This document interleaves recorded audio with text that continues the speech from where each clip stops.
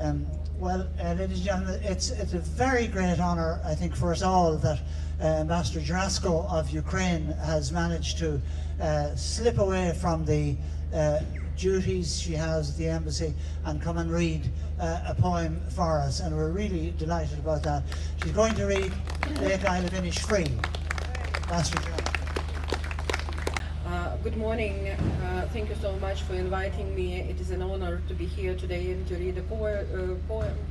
And taking this opportunity, I would like to thank all of you for supporting my country, for supporting Ukraine and Ukrainians in this very hard and darkest time for my country. Thank you so much. I will rise and go now, and go to Innisfree, and a small cabin built there, of clay and wattles made. 9 pin rows will have there, a hive for the honeybee, and live alone in the beloved glade. And I shall have some peace there, for peace comes dropping slow, dropping from the veils of the morning to where the cricket sings. There midnights all a glimmer, and noon and purple glow, and evening full of the leanest wings. I will rise and go now, for always night and day I hear a lake water lapping, with slow sounds by the shore, while I stand on the roadway or on the pavement grey. I hear it in the deep heart's core. Bravo, Ambassador. Well done. Well done. Fantastic. Thank you very, very much indeed. We'll remember that.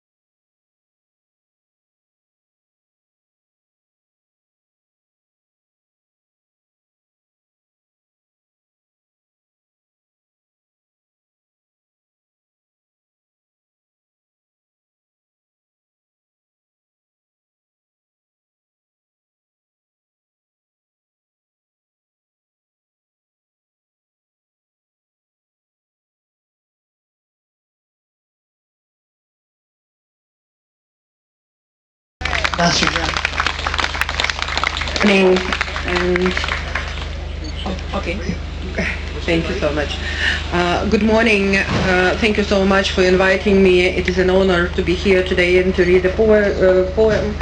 And taking this opportunity, I would like to thank all of you for supporting my country, for supporting Ukraine and Ukrainians in this very hard and darkest time for my country. Thank you so much. I will rise and go now, and go to Innisfree, and a small cabin built there, of clay and wattles made. 9 bean rows will have there, a hive for the honeybee, and live alone in the beloved glade. And I shall have some peace there, for peace comes dropping slow, dropping from the veil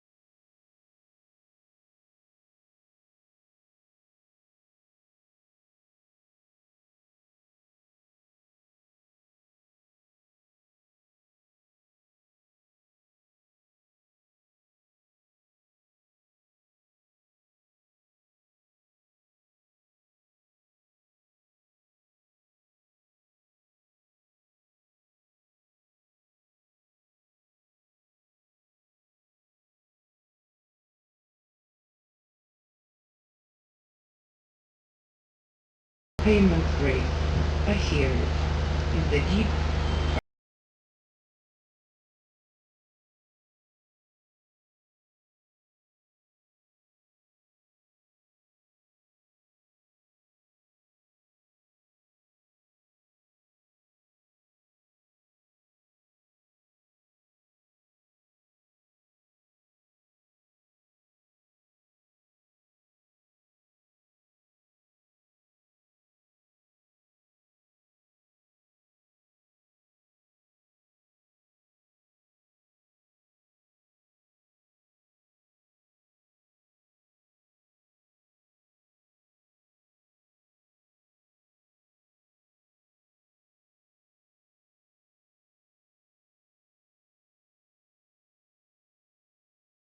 Ukrainian, should anybody wish to borrow some of those. So again, profoundly thank you very much indeed.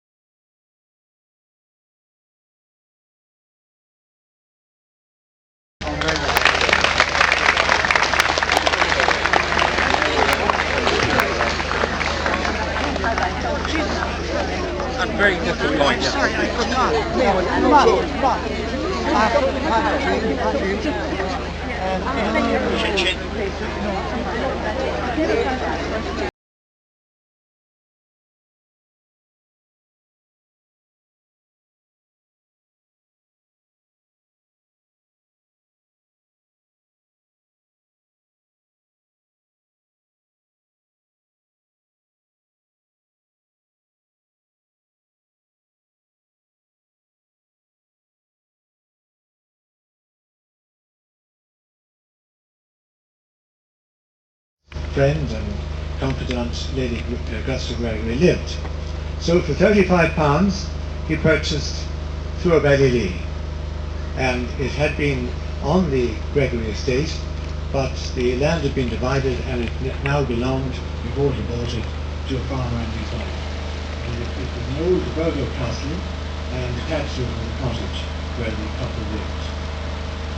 So a lot of his poems were centred around that, the Tower and Thur Lee, and this one refers to A prayer for my daughter.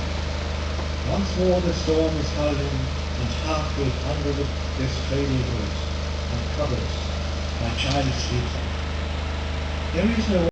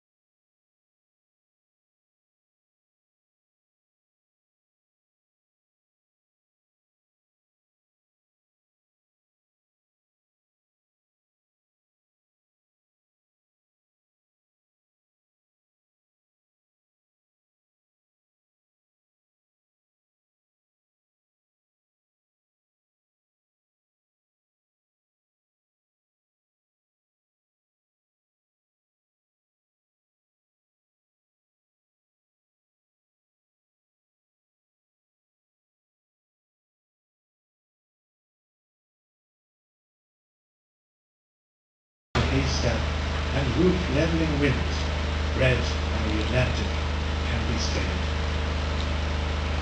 And for an hour I have walked and prayed, because of the great gloom that is in my mind. I have walked and prayed for this young child an hour, and heard the sea, wind scream upon the tower, and under the arches of the bridge, and scream in the elms above the flooded stream, imagining in excited reverie that the future years had come, dancing to a frenzied drum out of the murderous innocence of the sea.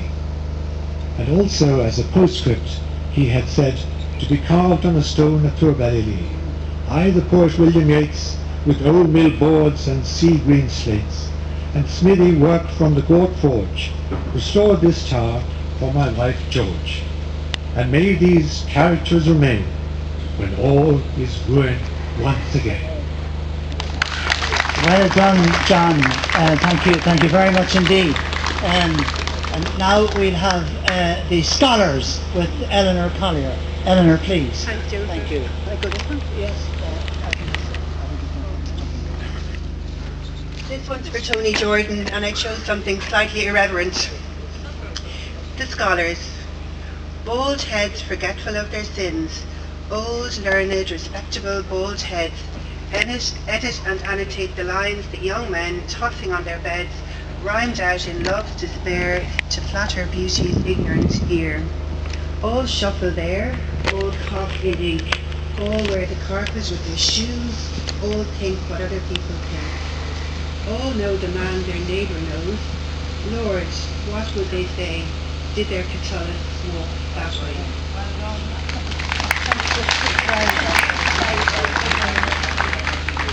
And now, ladies and gentlemen, we have Margaret Pickup reading The Second Coming.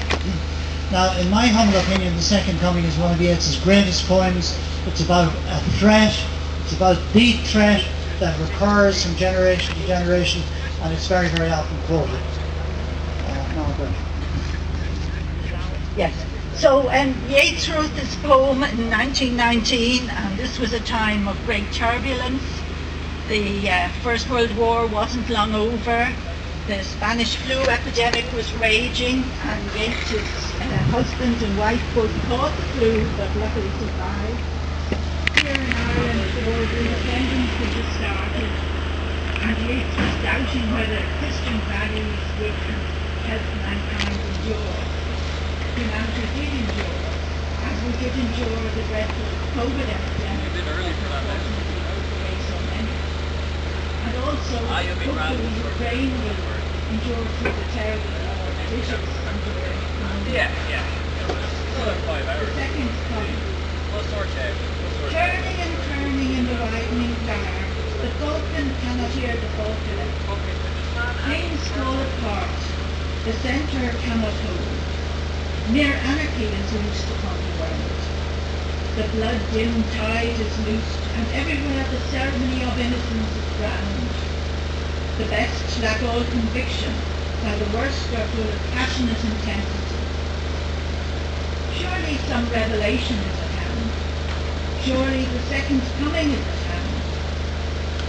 The second coming. Hardly are these words out when a vast image out of spirituous money troubles my sight.